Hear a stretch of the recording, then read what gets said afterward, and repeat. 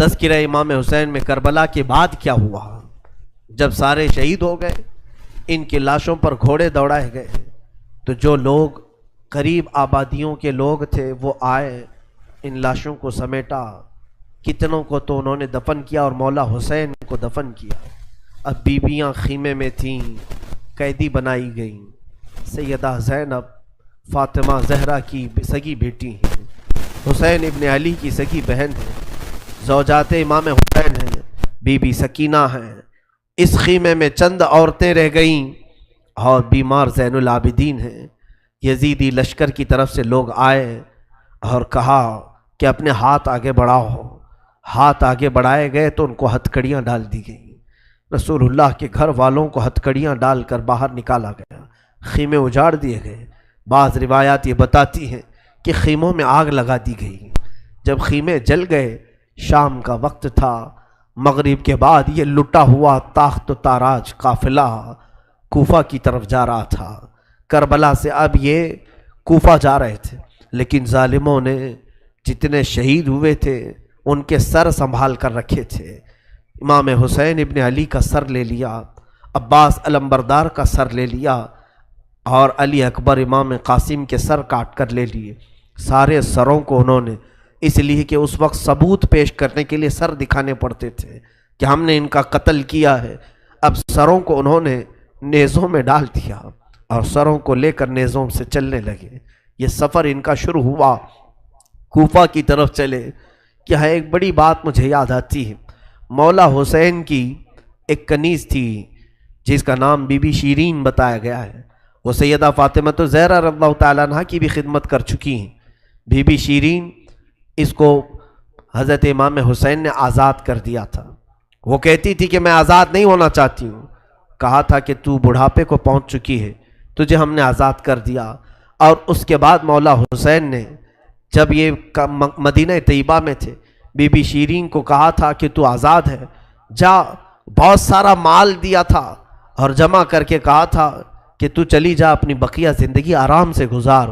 تو کہتی ہے ایک شرط ہے میری، میں اس شرط پر جاؤں گی۔ امام حسین ابن علی نے پوچھا کہ ہم نے تجھے کسی چیز سے روکا نہیں، منع نہیں کیا، کیا چیز تو چاہتی ہے؟ بی بی شیرین نے کہا تھا کہ مولا حسین، بس چاہتی ہوں کہ میں گھر بنا لوں، گھر میں رہوں، ایک بار آپ اپنے قدم رکھ دینا، ہم غریبوں کے گھر پر ایک بار آپ تشریف لے آئیں، میری وہ معراج ہو جائے گی۔ امام حسین نے کہا بس اتنی سی بات، ہم تو غریبوں کے گھر روز جانا پسند کرتے ہیں، ہم روز جانا پسند کریں، جا ٹھیک ہے تیرے گھر ہم آئیں گے۔ اور بی بی شیرین نے کہا نہیں مولا، میری ایک درخواست یہ ہے کہ آپ اپنے خاندان کے ساتھ آئیں گے، اپنے شہزادوں شہزادیوں عورتوں کے ساتھ آئیں گے۔ مولا حسین نے ساری عورتوں سے کہا دیکھو بی بی شیرین کہتی ہے اس کے گھر دعوت ہے، ہم سب آئیں گے۔ اور اس کو بطور مسکراتے ہوئے آپ نے فرمایا بی بی شیرین، ایسا نہ ہو کہ ہم آئیں اور تو پہچان ہی نہ سکے، ایسا نہ ہو کہ تو پہچان ہی نہ سکے۔ قدموں میں گر گئی، کہا کہ میں آپ کے گھر کی کھائی ہوئی، میں آپ کی پروردہ، کبھی آپ کو نہ پہچانوں، ایسا کیسے ہو سکتا ہے؟ وہ خاتون گئی، کوفہ کے قریب ایک چھوٹی سی بستی میں گھر بنایا، بڑا اچھا سا گھر بنایا، اور اس کی بستی والے بھی اس کی بڑی عزت کرتے تھے کہ یہ فاطمہ کے گھر کام کی ہوئی عورت ہے، حسین ابن علی کے گھر کام کی ہوئی عورت ہے۔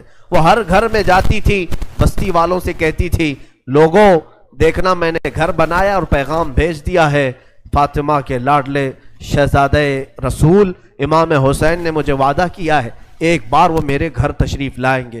بستی والے کہتے تھے کیا تیری قسمت ہے کہ تیرے گھر مولا حسین آنے کی بات کر چکے ہیں، رسول اللہ کا شہزادہ تیرے گھر آئے گا۔ سب اس کی گاؤں میں بڑی عزت تھی، لوگ کہتے تھے کہ اس کی بات پر حسین آنے والے ہیں۔ ایک بار جیسے ہی بی بی شیرین کو خبر ہوئی کہ امام حسین مدینہ سے مکہ نکل چکے ہیں اور مکہ سے کوفہ آنے والے ہیں، جیسے ہی یہ خبر ملی تو اس نے پیغام بھجوایا اور پھر اپنے گھر کو رنگ و روغن کرنا شروع کر دیا اور کمرے سجائے کہ مولا حسین کا قافلہ آ رہا ہے اور کوفہ جانے والے ہیں اور میرے گھر پر ٹھہریں گے۔ جنگ کی کوئی خبر ہی نہیں تھی۔ گاؤں والوں کو جیسی اطلاع ہوئی، گاؤں کے سارے لوگ اس کے ساتھ مل گئے۔ پورے گاؤں میں سارے لوگ گھروں کی تیاریاں کر رہے تھے اور سب لوگ روز انتظار کرتے بی بی شیریں پہاڑ کے ایک چوٹی پر صبح سے شام تک بیٹھتی، ہر آنے جانے والے قافلے والے کو دیکھتی، جو مکہ سے کوفہ کے لیے آ رہا ہے جا رہا ہے، دیکھتی، انتظار کرتی، اس میں امام حسین اپنے گھر والوں کے ساتھ آنے والے نہیں آئے۔ کئی دن گزر گئے اور اسی زمانے میں ایک رات ایسی آئی کہ اس کے گھر ایک عورت آئی، کہا بی بی شیریں اٹھو جلدی۔ کہا کیا؟ کہ حاکم بصرہ ابن زیاد کا لشکر، بہت بڑا لشکر ہے اور وہ لشکر باہر آیا ہوا ہے، تیرا بڑا گھر ہے، وہ چاہتے ہیں کہ آج کی رات تیرے گھر میں گزارے۔ کہا کون لوگ ہیں، کیوں آئے ہیں؟ کہا سنا ہے کہ ایک باغی نے بغاوت کی تھی اور اس کا سر کچل دیا گیا، اسے مار کر کے اس کا سر لایا گیا ہے اور اسی کو دمشق امیر المومنین یزید کے پاس لے جایا جا رہا ہے۔ بی بی شیریں نے کہا پتہ نہیں کون سا باغی تھا، کس نے بغاوت کی تھی، کس سے جنگ ہوئی تھی، خبر نہیں ہے، بہرحال اگر حاکم کا قافلہ گھر کے دروازے پر کھڑا ہے تو میں دروازہ کھول دیتی ہوں۔ دروازہ اس نے کھولا، بہت سارے رات کا وقت ہے، شہزادوں کے سر نیزوں پر لٹکے ہوئے ہیں، حسین ابن علی کا چہرہ دھول میں اٹا ہوا تھا، زلفیں چہرے پر آئی ہوئی تھیں، بیویاں سب باندی بنا کر لائی گئی تھیں اور سب جکڑی ہوئی تھیں، چہرے ان کے بالوں سے ڈھاکے ہوئے تھے۔ اس خاتون نے دیکھا اور کہا ہائے ہائے افسوس، قیدی آئے ہیں میرے گھر۔ مولا حسین کہتے تھے قیدیوں کے ساتھ اچھا سلوک کیا جائے، قیدیوں کے ساتھ اچھا سلوک کیا جائے۔ اس نے اپنے گھر میں اندر داخل کیا، جو حاکم، جو اس کے سپہ سالار تھے، ان سب کو اندر بلایا، رات گزارنے کا مقام دیا، جگہ دیا، اور یہ بیویوں کو صحن کے باہر ہی چھوڑ دیا گیا، ان کو اندر نہیں لایا گیا۔ اور اس خاتون نے کہا ان قیدیوں کو بھی تو لاؤ، میرا گھر کافی بڑا ہے، میں اندر سلا لوں گی۔ اسے اب تک یہ خبر نہیں تھی یہ لٹا ہوا قافلہ ہے کس کا، آخر یہ لٹا ہوا قافلہ کس کا آیا ہے۔ رات کے وقت اس نے کھانا بنایا، سارے فوجیوں نے کھانا کھا لیا، تو بی بی سے کہا ان قیدیوں کو کھانا مت دینا، وہ کھانے کے مستحق نہیں ہیں۔ اس نے چلا کر کے کہا دیکھو ہمارا دستور یہ ہے کہ میں فاطمہ کے گھر کام کر چکی ہوں، وہاں فاقے تو رکھتے تھے لوگ، گھر میں فاقہ تو ہوتا تھا، لیکن باہر آنے والے مہمان کو بھوکا نہیں رکھا جاتا، وہ چاہے قیدی ہوں، باغی ہوں، جس طرح کے ہوں، مجھ سے جو بن سکے گا میں کھلاؤں گی۔ اس نے کھانے بنائے اور اس کے بعد لے کر کے آئی، اور اس کے بعد کھانا جب سیدہ بی بی زینب کے پاس رکھا تو بی بی زینب نے اپنے دونوں ہاتھ دکھائے جو پیچھے بندھے ہوئے تھے۔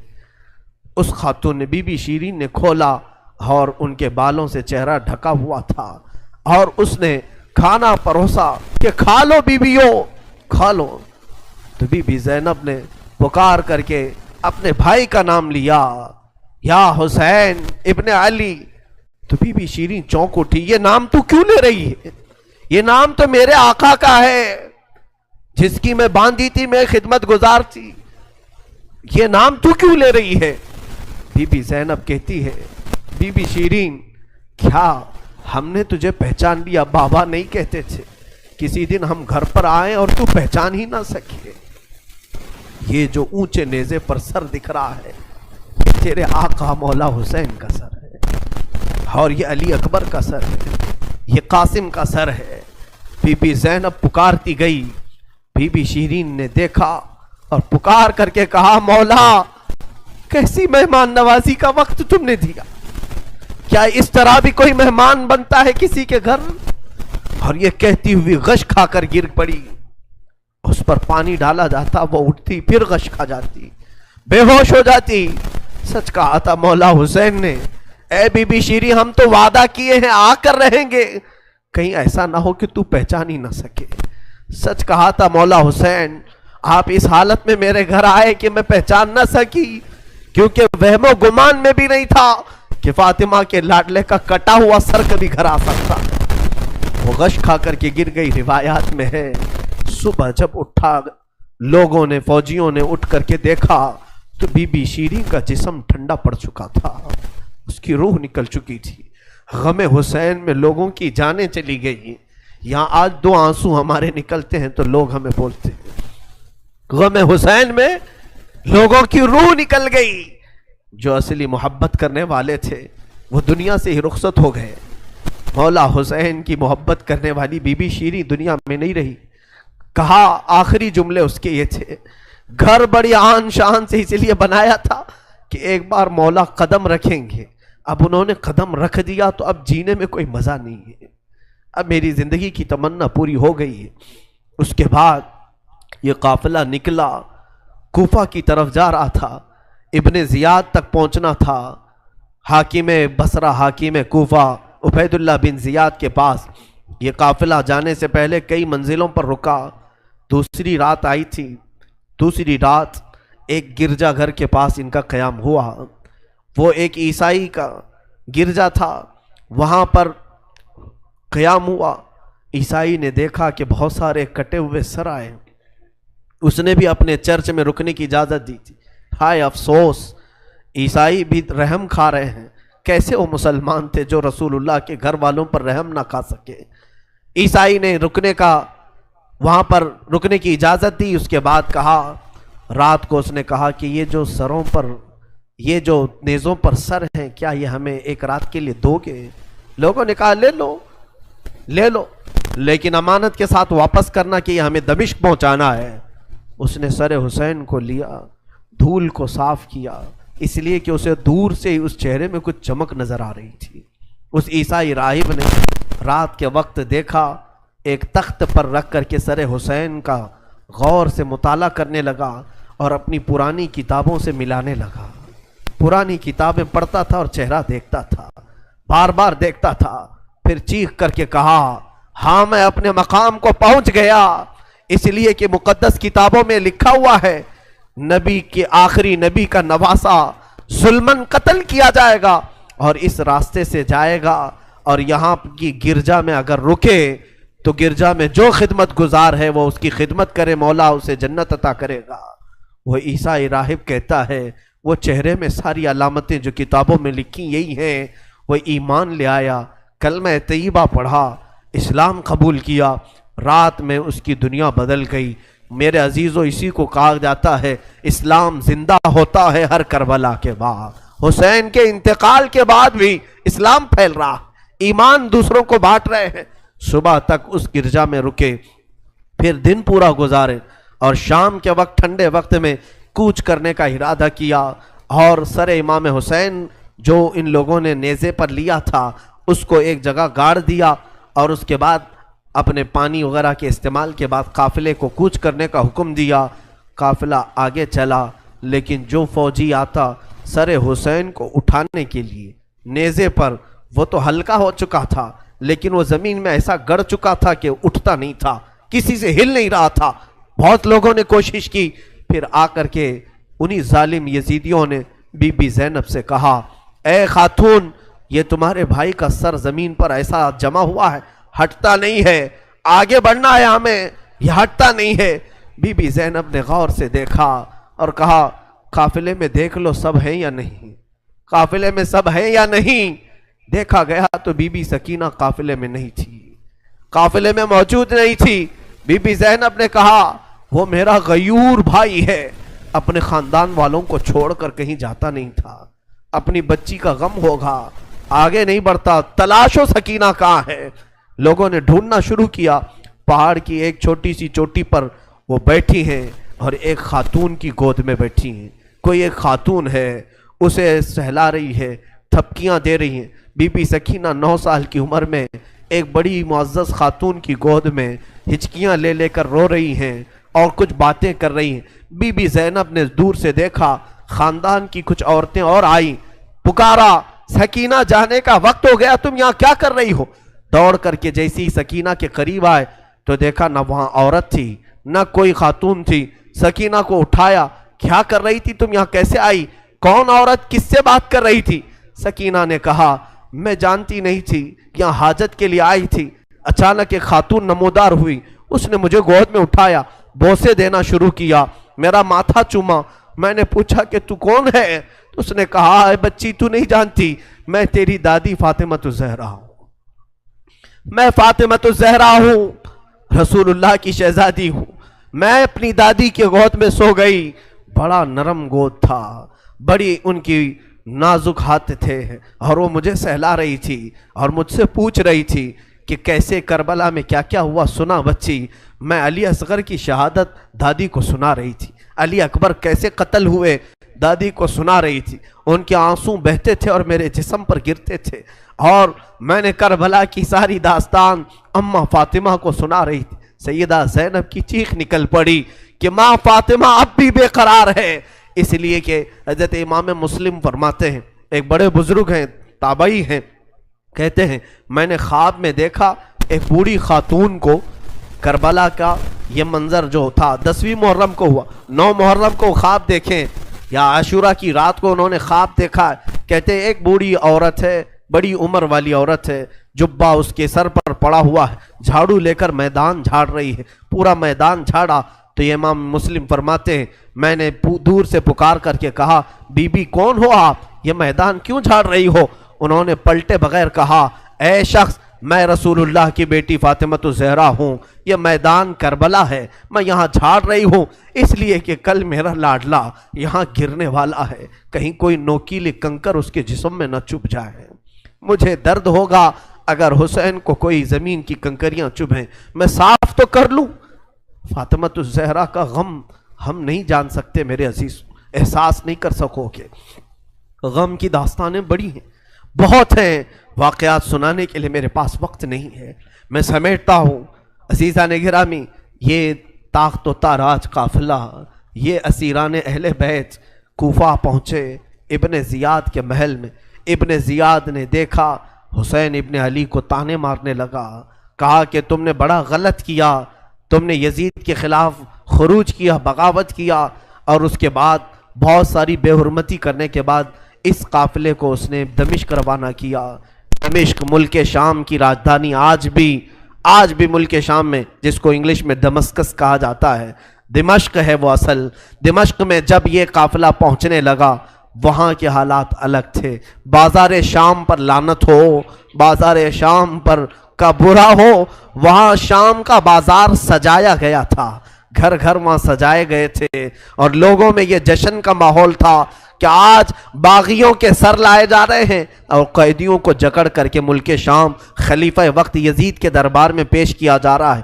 لوگ چھتوں پر چڑھ چکے تھے یہ منظر دیکھنے کے لیے، یہ علم جو اٹھا کر کے آ رہے تھے لوگ قافلے یزید میں، یزیدی لشکر جو کوفہ سے دمشق داخل ہو رہا تھا، دمشق کے دروازے پر یہ قافلہ پہنچا ہے، سر امام حسین کو نیزے پر لے کر، علی اکبر، امام قاسم، عباس کا سر لے کر یہ لوگ پہنچے ہوئے ہیں۔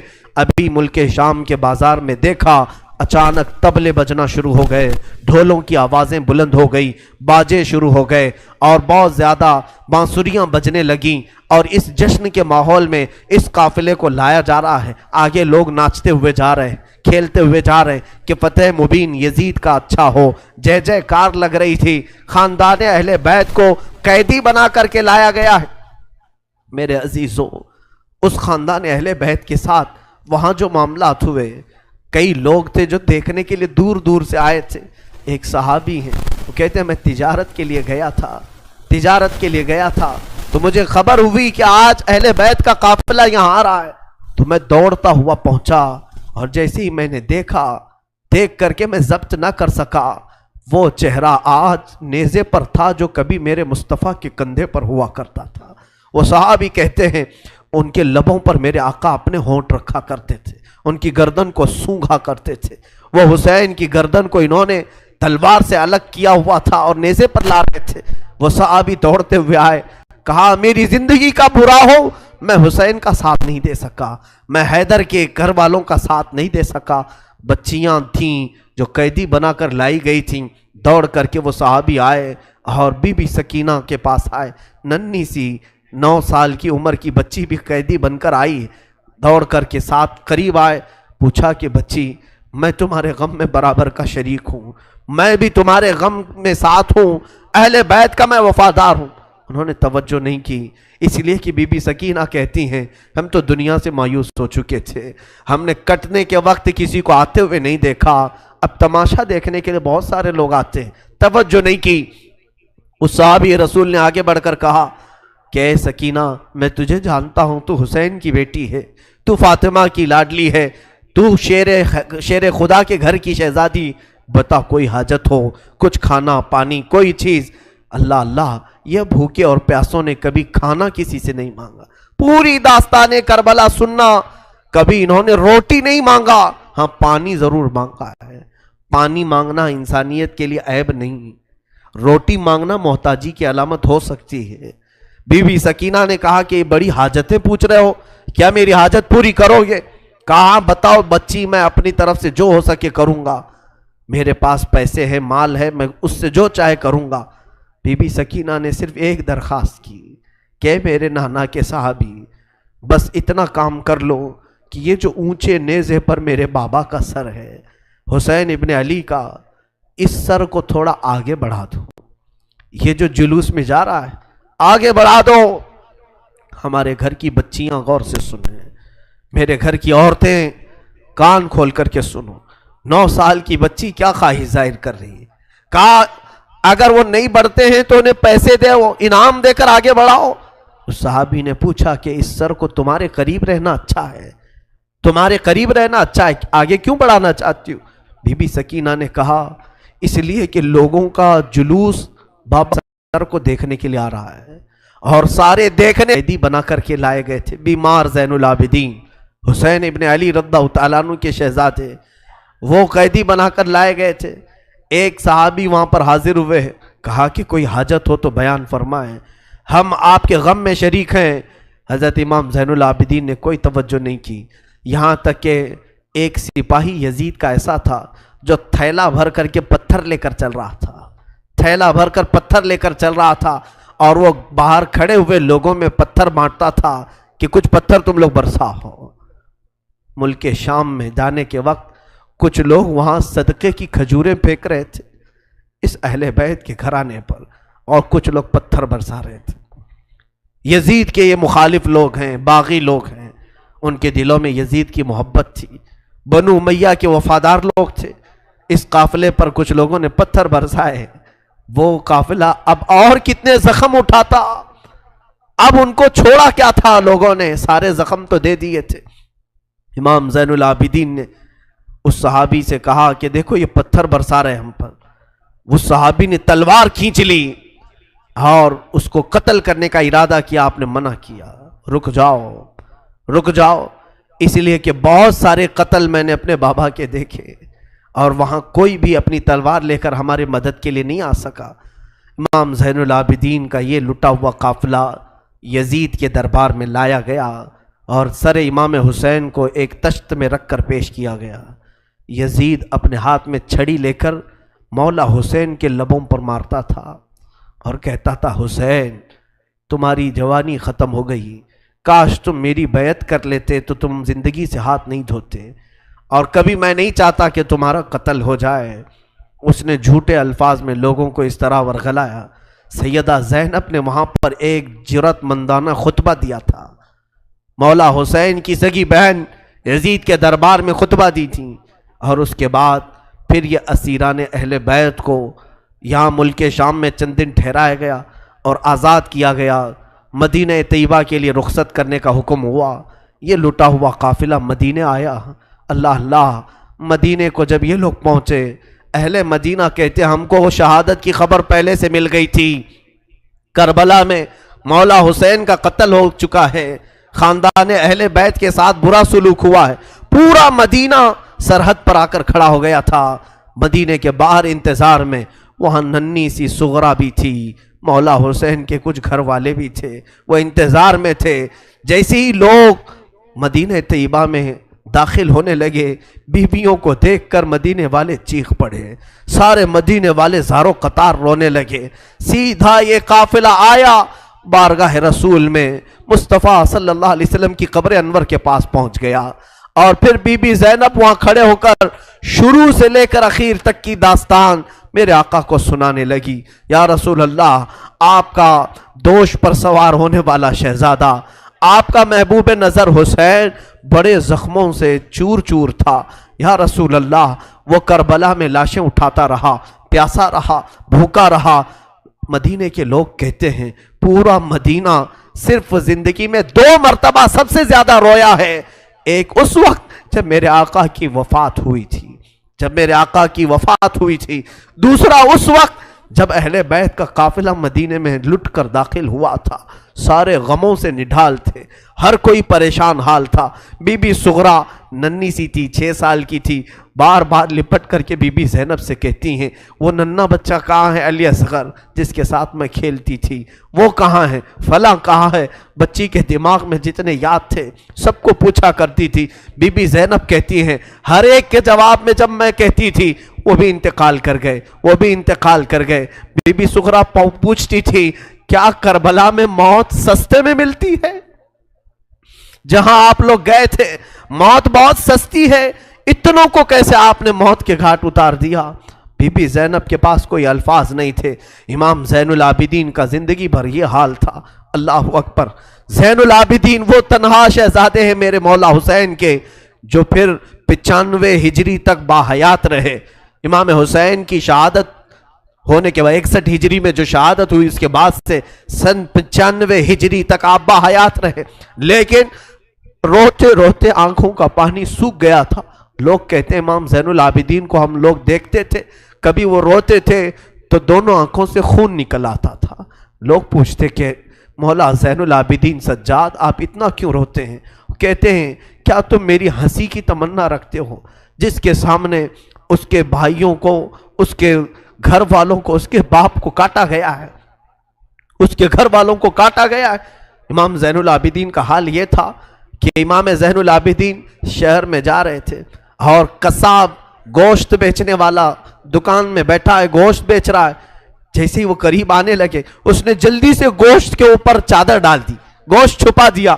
لوگ جو گوشت خریدنے والے کھڑے تھے انہوں نے پوچھا کہ اے بندے تو کیوں گوشت چھپا رہا ہے؟ کہا زین العابدین آ رہے ہیں، وہ ابھی یہاں کھڑے ہوں گے اور گوشت دیکھ کر کے رونا شروع کر دیتے ہیں، گوشت دیکھ کر کے رونا شروع کرتے۔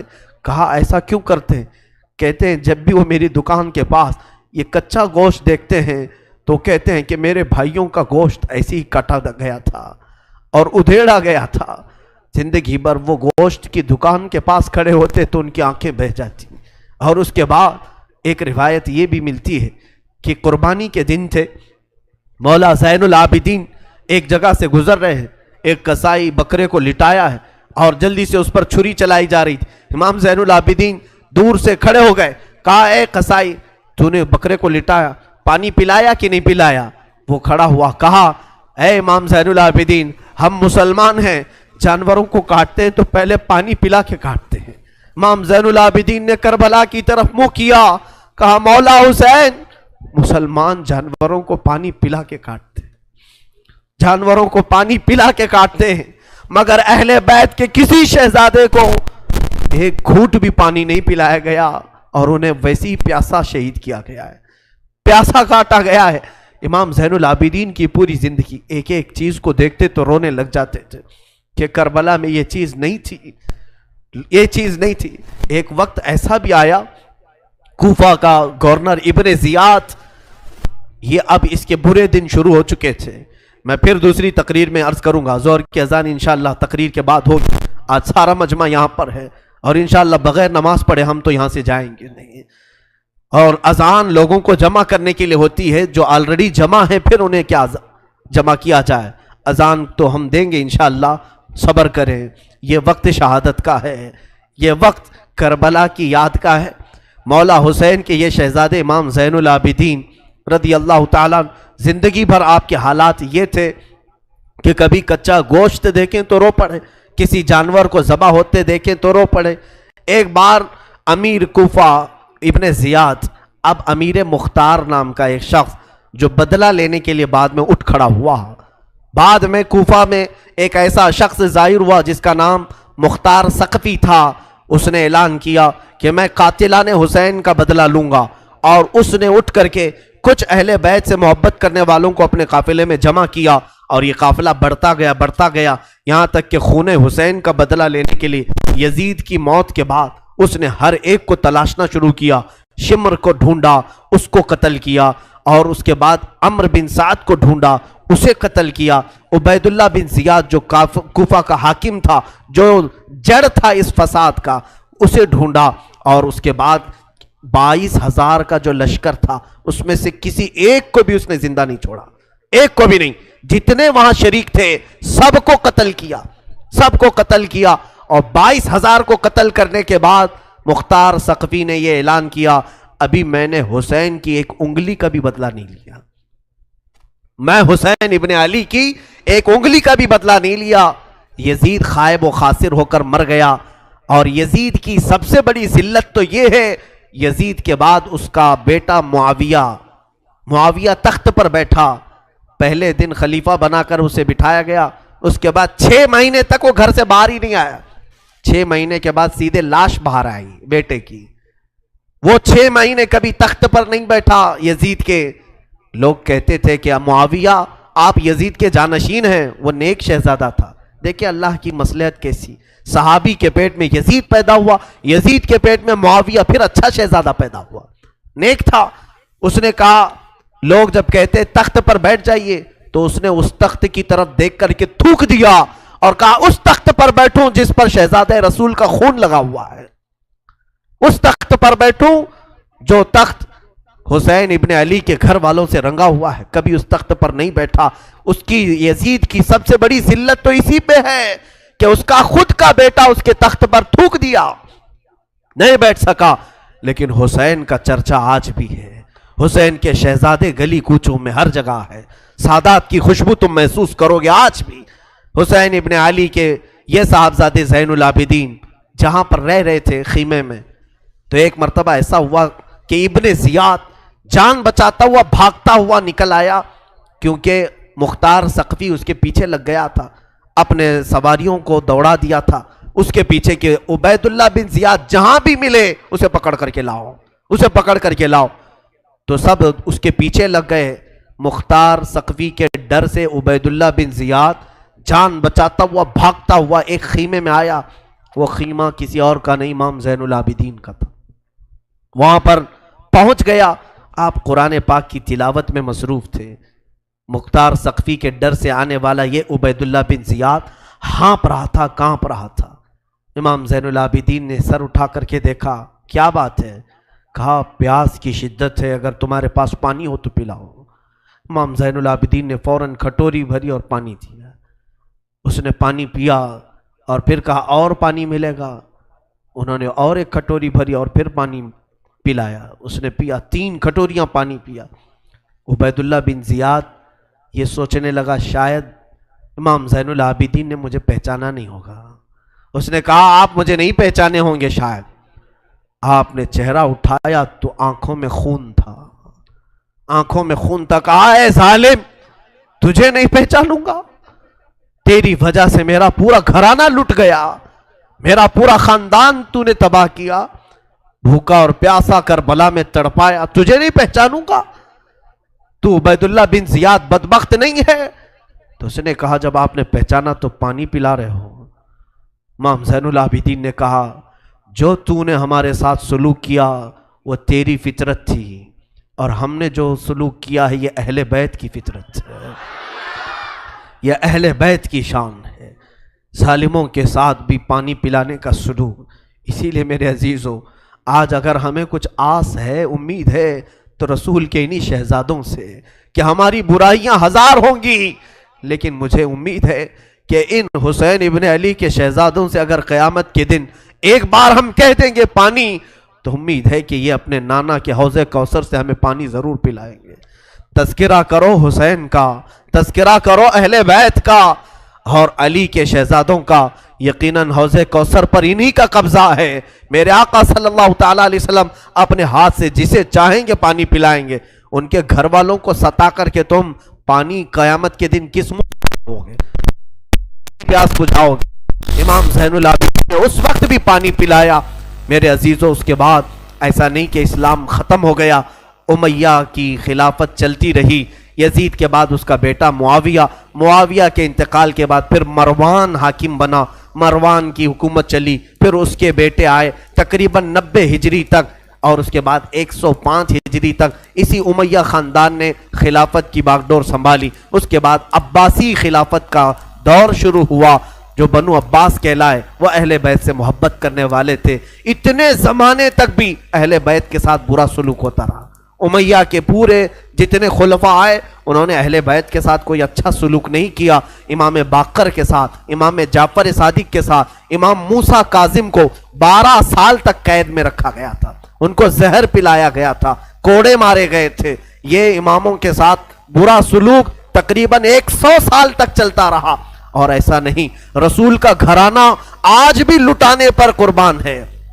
آج بھی اگر کوئی بات آ جائے تو دیکھنا رسول اللہ کی جو اصلی آل ہوں گے، اصلی اولاد ہوں گے، وہ قیادت کے لیے آگے بڑھیں گے اور اپنا سر بھی پیش کریں گے. ہندوستان کی فتح میں سلطان محمود غزنوی کے قافلے میں 2 شہزادے ایسے تھے کہ یہ قلعے کے پھاٹک پر، یہاں جب سلطان محمود غزنوی حملہ کے لیے آتے تھے ہاتھیوں کو دوڑاتے تھے، اور جو قلعہ تھا یہاں ہندوستان کا جس کو فتح کرنا تھا، اس قلعے کے پھاٹک پر نوکیلے کیل لگے ہوئے تھے، ہاتھیوں کے سروں میں گھس جاتے تھے تو وہ ہاتھیاں چیخ کر کے پیچھے آ جاتی، قلعہ فتح نہیں ہوتا تھا.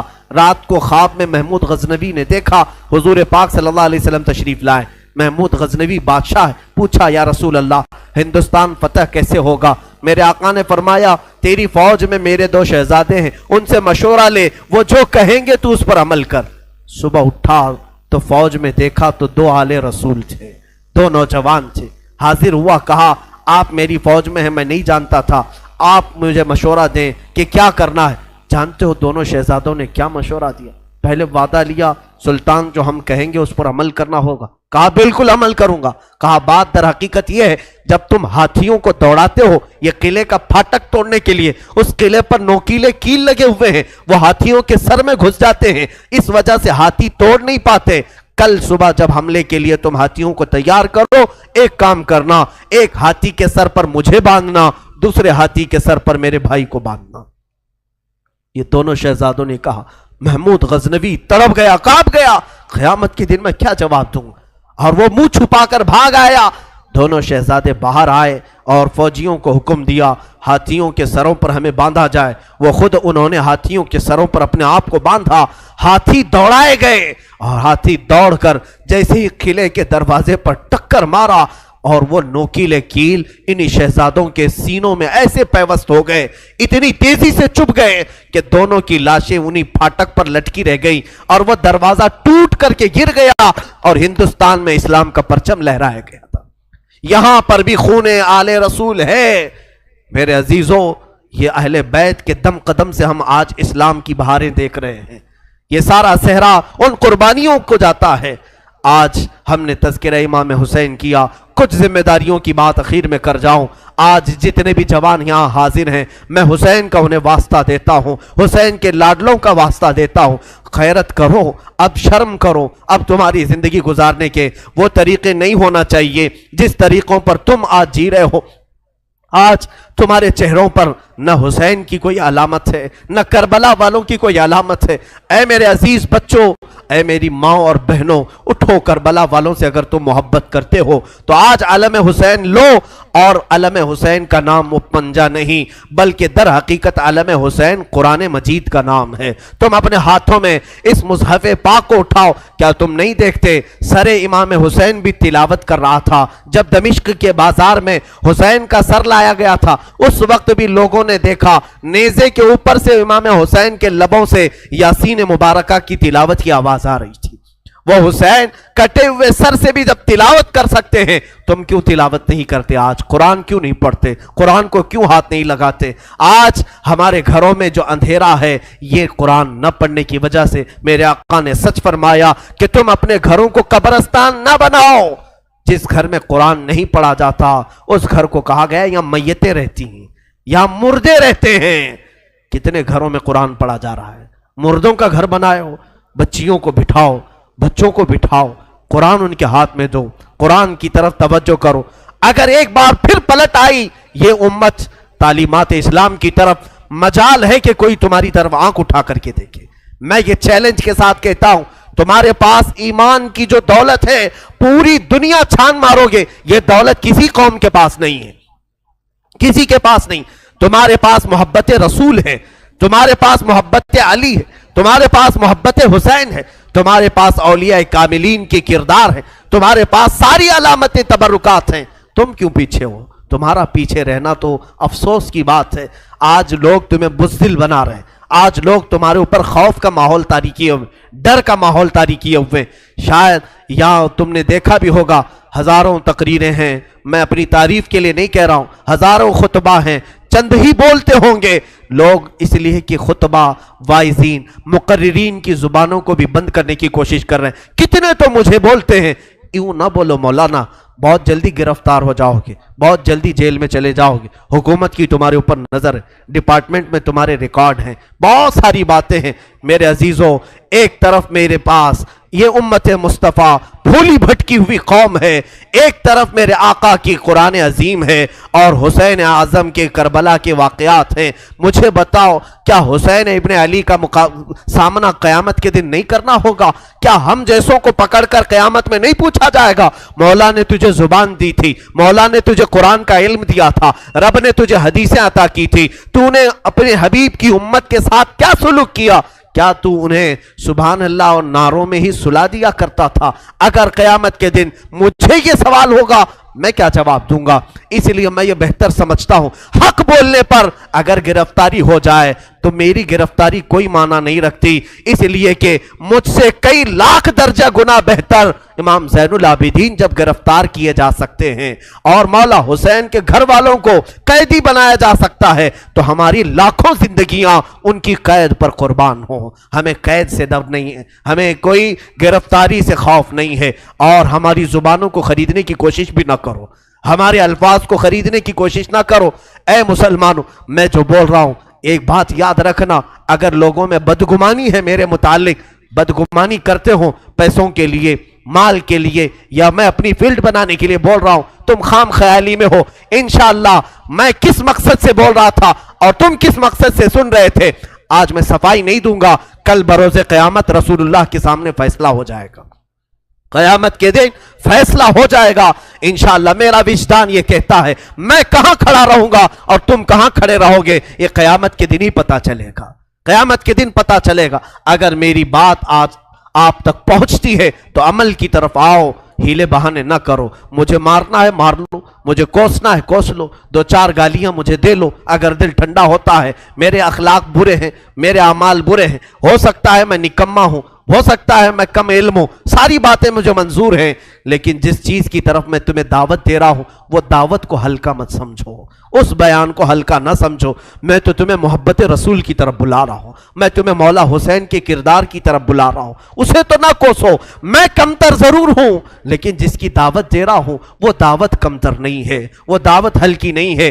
آؤ، میں ہزاروں نوجوانوں کی آج زندگیوں کو دیکھ رہا ہوں، تمہارے ہاتھوں میں آج دنیا نے کیا پکڑایا ہے؟ گندے نغمے، گندے موبائل کی فحش تصویریں، تم اسی کو دیکھ کر رات گزار رہے ہو، اسی سے صبح کر رہے ہو، تمہارے کان نغمے سن کر سوتے ہیں اور گانوں کی دھن پر صبح کرتے ہو۔ یہی اخلاق کل قیامت میں مولا حسین کے سامنے تم کھڑے ہوں گے، حشر کے دن تمہیں رسول اللہ کے سامنے کھڑا ہونا ہے، ان کے بچوں کے ہاتھ میں۔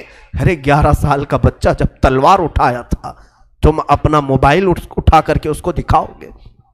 میں نے جوانی میں موبائل اٹھایا ہے، انہوں نے تلواریں اٹھائی تھی، کس لیے؟ امت مصطفیٰ کی حمایت کے لیے، شریعت طاہرہ کی حفاظت کے لیے۔ اس لیے میرا آخری یہ میسج ہے کہ اٹھو وہ گرنا حشر نہ ہوگا پھر کبھی، دوڑو کہ زمانہ چال اپنی چل گیا، قوت عشق سے ہر پست کو بالا کر دو، دہر میں نام محمد سے وجالا کر دو، کی محمد سے وفا تو نے تو ہم تیرے ہیں، یہ جہاں چیز ہے کیا لوح و قلم تیرے ہیں۔ اقبال نے سچ کہا تھا، نہیں تیرا نشیمن قصر سلطانی کے گنبد پر، تو شاہین ہے بسیرا کر پہاڑوں کی چٹانوں پر۔ آج تم جہاں جی رہے ہو یہ تمہارا مقام نہیں، یہ تمہاری جگہ نہیں۔ اور عورتوں سے، بچیوں سے گزارش ہے، ارے اس ننھی سکینہ کو دیکھو جس نے قیدی حالت میں بھی اپنے پردے کی فکر کی ہے، اپنے دوپٹے کا خیال کیا ہے۔ تمہیں آج ساری آسائشیں، ساری نعمتیں ملی ہیں اور بازار میں مٹک مٹک کر کے چلنا، لوگوں کو اپنی زینت کی طرف دعوت دینا، اپنے جسموں کو آشکار کرنا، کیا یہ سکینہ کے اخلاق ہو سکتے؟ فاطمہ کے گھر کے اخلاق ہو سکتے؟ بچیاں توبہ کرو، تمہارا جسم شیطان آوارہ کرنا چاہتا ہے۔ تم نے اگر اپنے جسم کی نمائش کی، لوگوں کی توجہ اور ان کی آنکھیں اپنی طرف مبذول کرنے کے لیے قسم رب ذوالجلال کی تمہارے جسم کی چمڑیاں فرشتے اس طرح سے چھیلیں گے، اس طرح سے کہ حدیث پاک میں ملتا ہے 1 گھنٹے میں 70 بار چمڑی بدلی جائے گی۔ 1 گھنٹے میں 70 بار۔ ذرا بلیڈ سے چمڑی نکال کر کے دیکھنا، پتہ چلے گا چمڑی ادھیڑنے کی سزا کیا ہوتی۔ اگر تم نے اپنے عورتوں کی حفاظت نہیں کی، اپنے سطر کی حفاظت نہیں کی، بڑی سزا میں گرفتار ہو جاؤ گے، بہت بھیانک عذاب میں گرفتار ہو جاؤ گے۔ قیامت کے منظر کو اب چندہ ضرورت نہیں کہ میں اپنی بات کو طویل کروں، میں صرف میسج یہی دینا چاہتا تھا، آج قرآن کو پھر سے عام کرو، آج عہد کر کے اٹھو کہ شریعت مصطفیٰ کو پھر سے ہم قائم کر کے دکھائیں گے۔ اذانیں ہوں گی تو اپنے کاموں میں نہیں، ہم مسجدوں میں سر جھکانے کے لیے آئیں گے، اس لیے کہ مولا حسین تلواروں کی جھنکار میں جب سجدہ کر سکتے ہیں تو آج ہمیں نعمتوں میں اللہ کھلا رہا ہے، پلا رہا ہے، سلا رہا ہے، کیوں ہم بستر چھوڑ کر ایک بار مسجد نہیں آ سکتے؟ ہم اپنی دکان چھوڑ کر مسجد نہیں آ سکتے؟ ہم اپنا کام چھوڑ کر مسجد نہیں آ سکتے؟ میرے عزیزو، اگر مسجد نہ ملے، جہاں میسر ہو سجدہ کر لو، جہاں موقع ملے اپنی نماز کمپلیٹ کر لو، اس لیے کہ قیامت کے دن یہ اگر تمہاری کچی رہی تو سارے معاملات میں پھنس جاؤ گے۔ جس کی نمازیں نکل گئی پھر وہ ہر چیز میں نکل جائے گا انشاءاللہ العزیز۔ آخر میں انشاءاللہ العزیز اذان کے بعد میں 2 چند آپ کے سامنے اعلانات پیش کروں گا۔ بارگاہ الہی میں دعا ہے، مولا کریم کہنے سننے سے زیادہ عمل کی توفیق عطا فرمائے۔ اے رب قدیر، آج جو بھی شہادت امام حسین کا تذکرہ ہوا، اے ذوالجلال خدا، ہم سب کی آوازوں کو تو سن رہا ہے، ہمارے آہو بکا کو تو جانتا ہے۔ ہم غم حسین میں آج بیٹھے ہیں تیرے گھر میں، مولا جتنے یہاں حاضر ہیں سب کی حاجتیں پوری فرما دے۔ مولا جتنے سن رہے ہیں، خواتین، بچے، بچیاں دور دراز سے جو اس پروگرام کو سن رہی ہیں، شامل ہیں، مولا ان سب کو بھی ہم دعاؤں میں شامل کرتے ہیں۔ مولا حسین کی برکتیں ان سب کو بھی عطا فرما۔ اے اللہ، آج عاشورہ کا دن ہے، اے کریم خدا، آج تیری رحمتیں اترتی ہیں، تو بندوں سے راضی ہوتا ہے۔ حسین کے خون کا واسطہ، علی اصغر کے خون کا واسطہ، ہم گناہوں سے توبہ کرتے ہیں۔ مولا ہم سب کو سچی توبہ نصیب فرما، گناہوں سے بیزاری عطا فرما، گناہوں کے مرض سے شفا عطا فرما، ہمیں آنکھوں کی حیا عطا فرما، زبان کی طہارت عطا فرما، دل کو وسوسوں سے بچا لے، ہمارے ہاتھوں اور پیروں کو غلط کاموں سے محفوظ فرما لے۔ اے کریم خدا، ہماری بچیوں کو بے آبرو ہونے سے بچا لے، ان کے جسموں کو ان کے سطر کی تو حفاظت فرما۔ اے کریم خدا، پورے ہندوستان میں امن و امان عطا فرما، اسلام و سنیت کا بول بالا فرما، کفار و مشرکین کے برے منصوبوں کو خاک میں ملا دے۔ اے رب قدیر، تیرا احسان ہے تو نے ہمیں اسلام پہ پیدا کیا، تیرا احسان ہے تو نے امت محمدیہ میں بنایا، تیرا احسان ہے تو نے ہمیں علی اور حسین کے گھر والوں کے تذکرہ کرنے والوں میں پیدا کیا۔ اے مولا، یہ محبت حسین ہماری زندگی کی آخری سانس تک ہماری زندگی میں عطا فرما۔ اے رب ذوالجلال، اس مسجد پاک میں بچے، جوان، بوڑھے جتنے حاضر ہیں، جو جس پریشانی میں مبتلا ہے، مولا تو بہتر جانتا ہے، سب کی پریشانیاں دور فرما۔ اس پورے محلے پر مولا، ہمارے آس پاس جتنے گھر ہیں، اس پورے محلے پر زمینی آسمانی بلاؤں سے تو حفاظت فرما، غیب سے برکتوں کا نزول فرما۔ اے خلاق العالمین، ارحم الراحمین، تیرے دربار میں صرف اتنی التجا ہے، اگر ہماری زندگی باقی رہی، ان آنکھوں کو ایک بار تیرے حبیب پاک کے چہرے کی زیارت نصیب فرما، مولا حسین کے چہرے کی زیارت نصیب فرما، مولا بغداد، کربلا اور مدینہ طیبہ کی زیارت نصیب فرما، ہم سب کو حج مقبول نصیب فرما، ہماری دعاؤں کو رسول کریم صلی اللہ علیہ وسلم کے نالین پاک کے صدقے قبول فرما۔